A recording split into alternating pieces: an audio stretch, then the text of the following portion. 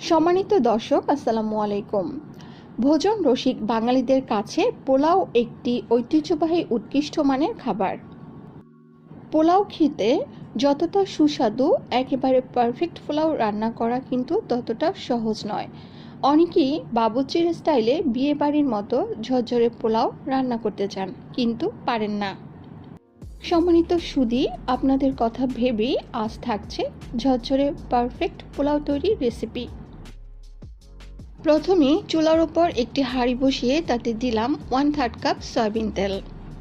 তেল সামান্য গরম করে নিয়ে তাতে দিলাম 4-5টি এলাচ, 3 টুকরো দারুচিনি, 2টি তেজপাতা, 8 থেকে 10টি লং।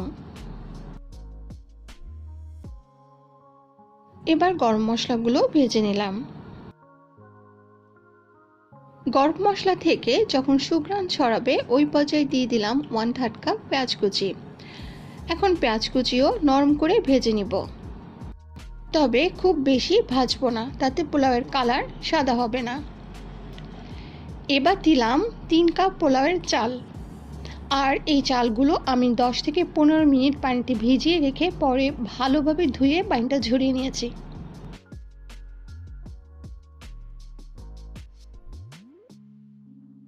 এই পর্যায়ে দিলাম 1 টেবিল চামচ আদা বাটা এবং স্বাদমতো লবণ।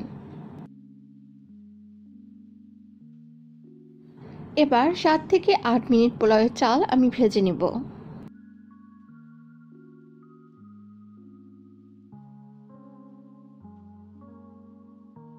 এখন দিয়ে দিলাম 5 কাপ উষ্ণ গরম পানি এবং 1 কাপ গরুর দুধ, অর্থাৎ আমি 3 কাপ চালের জন্য 6 কাপ পানি ও দুধ নিয়েছি। আপনি চাইলে দুধ বাদ দিয়ে শুধু 6 কাপই উষ্ণ গরম পানি দিতে পারেন, অর্থাৎ যতটুকু চাল দিবেন পানি তার ডাবল দিবেন।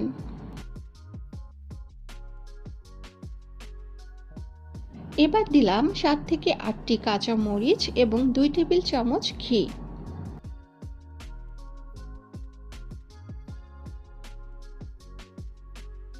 এবার ঢাকনা দিয়ে দিলাম সিদ্ধ হবার জন্য।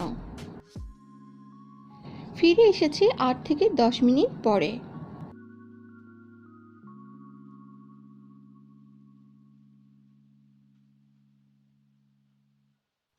এবার ওপরের চালগুলো নিচে ও নিচের চালগুলো ওপরে নেড়ে চেড়ে নিয়ে আবারও ঢাকনা দিয়ে দিলাম। এবার চুলার আঁচ একেবারে লো হিটে রেখে 15 থেকে 20 মিনিট ভাপে দিয়ে রেখে দিলাম।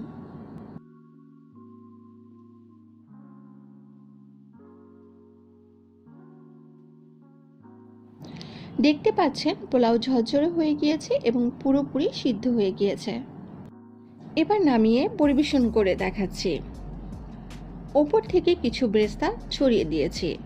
আমার চ্যানেলে বেরেস্তা তৈরির একটি রেসিপি আছে, যার লিঙ্ক আমি ডেসক্রিপশন বক্সে দিয়ে দিব, আপনার প্রয়োজন হলে দেখে নিতে পারেন। আমার এমন নিত্য নতুন ভিডিও পেতে চাইলে আমার চ্যানেলকে সাবস্ক্রাইব করুন এবং আমার ফেসবুক পেজটি লাইক দিয়ে সাথে থাকুন। আজকের মতো বিদায় নিচ্ছি। আল্লাহ হাফেজ।